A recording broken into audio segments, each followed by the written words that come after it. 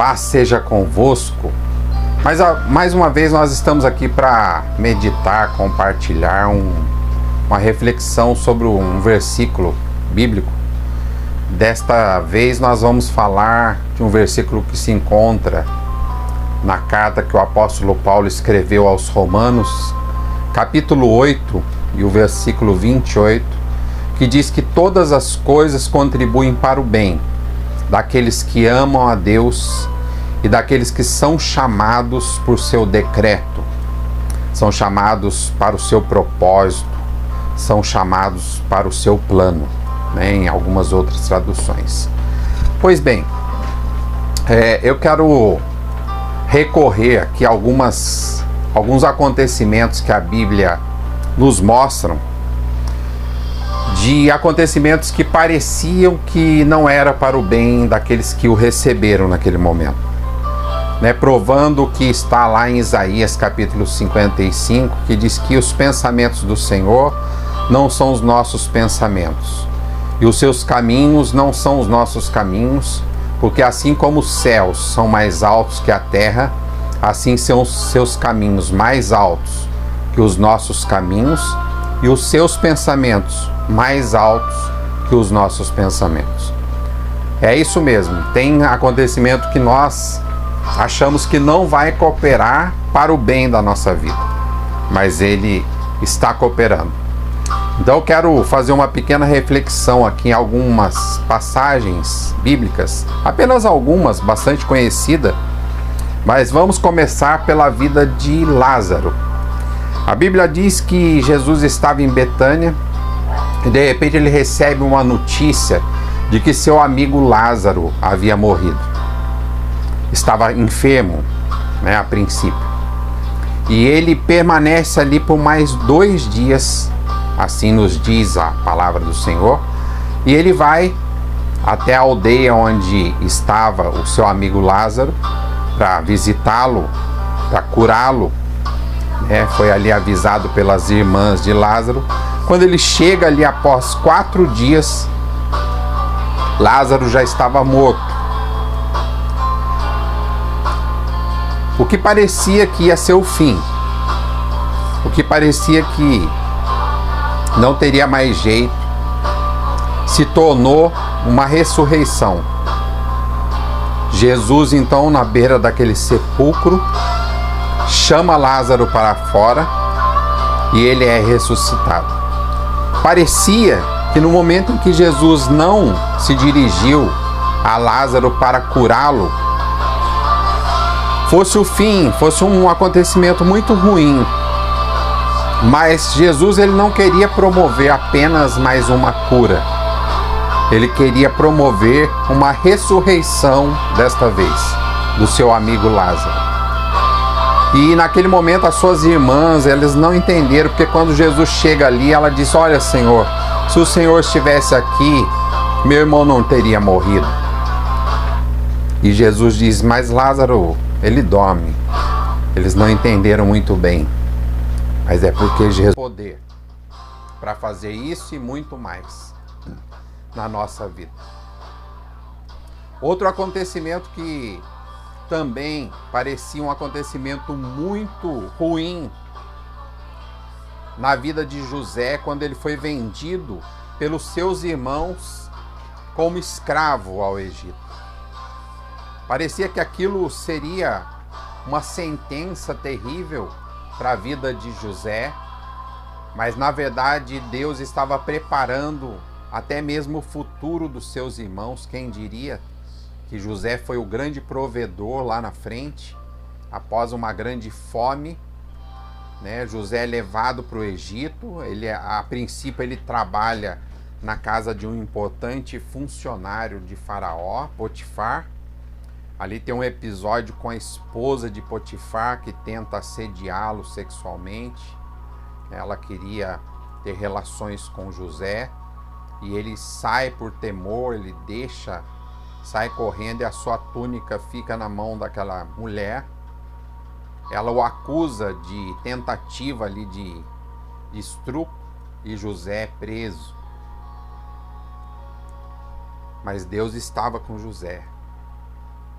Que situação, né? Parecia que tudo estava indo à ruína na vida dele.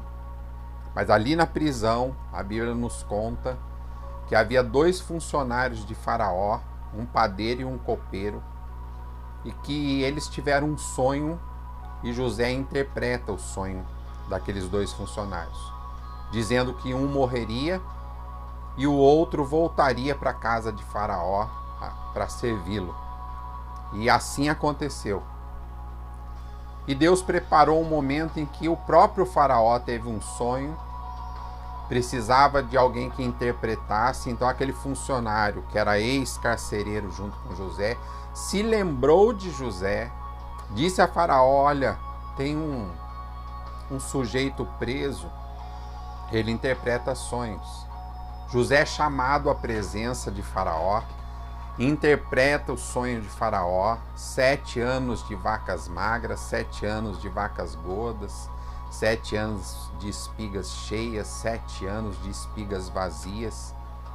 E por isso ele se torna o grande governador do Egito, porque havia 7 anos de fome e 7 anos de fartura.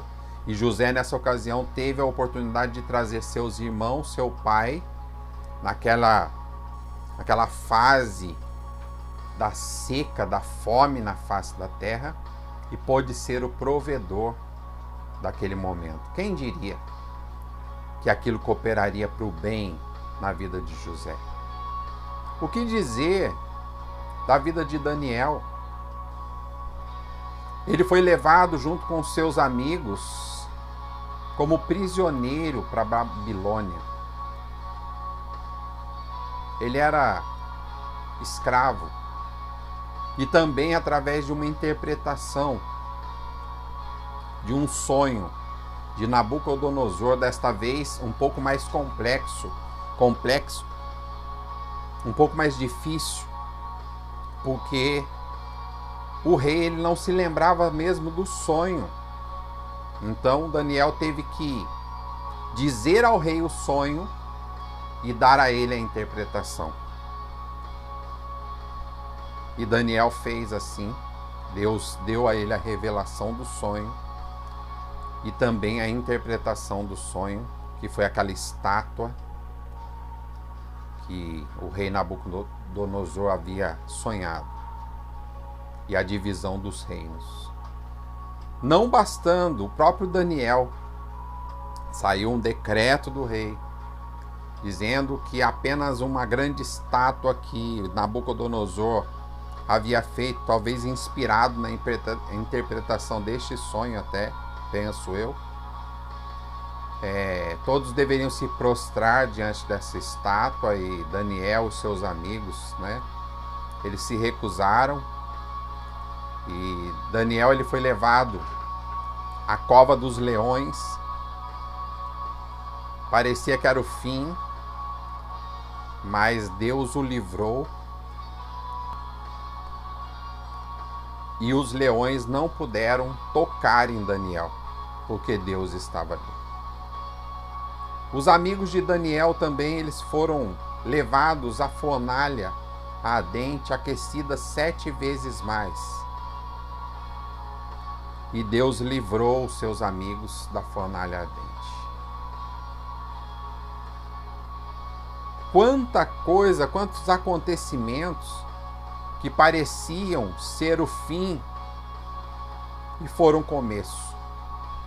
A própria morte do nosso Senhor e Salvador Jesus Cristo parecia que ali não era um acontecimento bom, mas Deus estava mostrando o seu poder sobre a morte. Jesus venceu a morte e ele se apresenta como um Deus vivo e ressurreto a todos nós. O que nós podemos aprender com todas essas situações é que quando se tem fé, quando se ama a Deus, quando se é chamado por Deus para um propósito, as situações em nossas vidas, mesmo que nos pareça bastante negativa, elas são transformadas, elas são para a nossa experiência. elas servem para o nosso amadurecimento, elas servem para que nós passemos pelo tempo de Deus, para que nós estejamos preparados para aquilo que Deus tem para nós.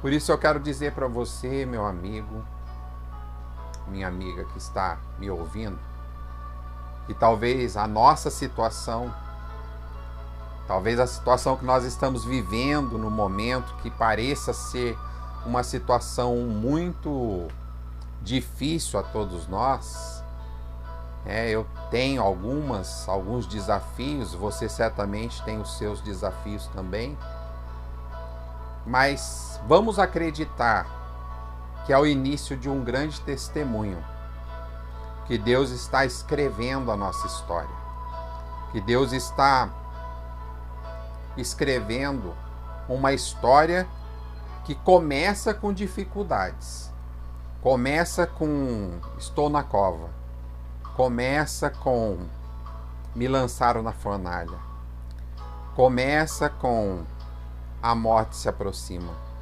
começa com um diagnóstico, começa com alguma coisa que pareça ser o fim na sua vida, mas o final será um final de vitória. Será um final em que você poderá dizer que Deus realmente operou um milagre na sua vida. Você pode crer?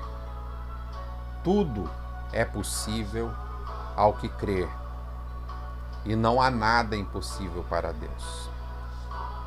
Eu agradeço você que tem nos ouvido e nos acompanhado.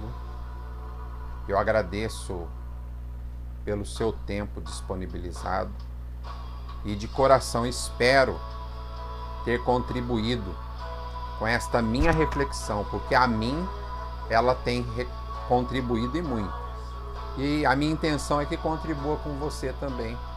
E por isso eu estou dividindo esta minha reflexão, partilhando como uma forma positiva de contribuir para uma mensagem para o seu coração. Que Deus abençoe. Que Deus nos abençoe e nos guarde. Que Deus resplandeça o seu rosto sobre nós. E que Deus nos dê a paz, sempre. A paz que vem do alto. Acreditando que tudo contribui para o bem na nossa vida. Deus te abençoe. Até a próxima. Querendo Deus. Amém.